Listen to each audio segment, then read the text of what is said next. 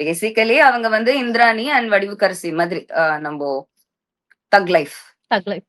தக் லைஃப் படத்துல இவர் வந்து ரங்கராஜ சக்திவேல். நிஜமாவே பாரு பேரும் மேட்ச் ஆகுது. இவர் தான் இன்று முதல் ரங்கராஜ சக்திவேல். ஓகேயா? அவருடைய ஸ்ருதி தான் Abirami.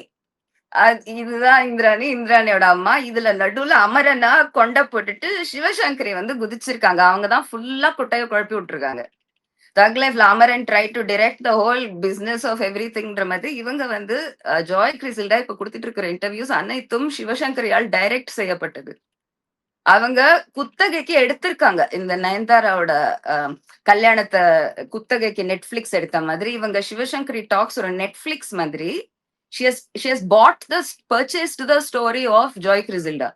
So now Joy Crisilda full art decoration எல்லாம் சிவசங்கரி தான். வீட்டுக்குள்ள பூந்த உடனே இந்த மனுஷனோட நினைவுகளோ ஜாய் கிறிசில்டா பார்த்தா அந்த மாதிரி அடையாளமே தெரியல.